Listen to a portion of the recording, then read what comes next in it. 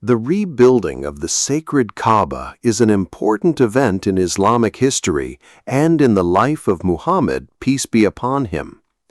The Kaaba, located in the holy city of Mecca, was originally built by Prophet Ibrahim and his son, Prophet Ismail, as a place for the worship of Allah.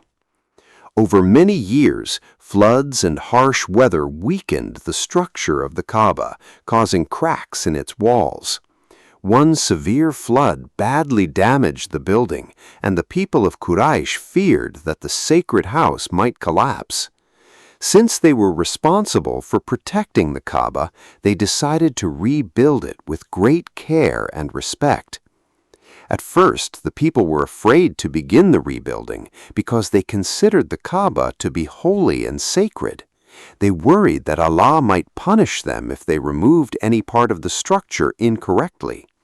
For several days, no one dared to touch the walls. Finally, a respected elder prayed sincerely to Allah and carefully removed the first stone. When no harm came to him, the people felt relieved and began the rebuilding together. Every tribe of Quraysh participated in the work. Stones were collected from nearby mountains, and wood was brought to strengthen the roof. The rebuilding became a united effort among the people of Mecca. Among the workers was Prophet Muhammad, peace be upon him, who was known throughout Mecca for his honesty, wisdom, and good character.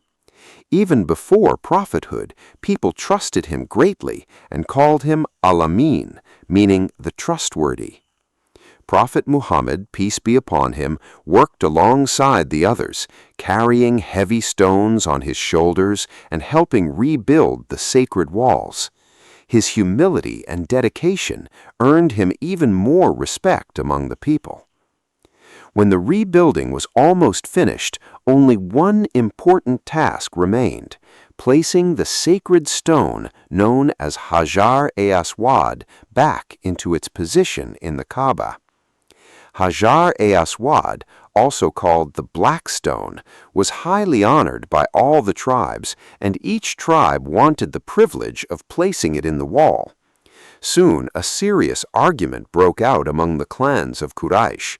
The disagreement became so intense that it nearly led to fighting and bloodshed.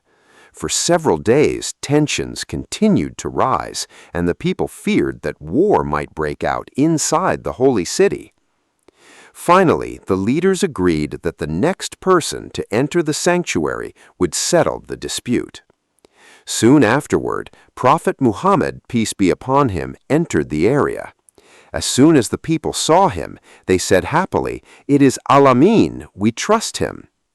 They explained the problem and asked him to judge fairly between them. Prophet Muhammad, peace be upon him, listened carefully and then came up with a wise solution that satisfied everyone. He spread a large cloth on the ground and placed Hajr-e-Aswad in the center.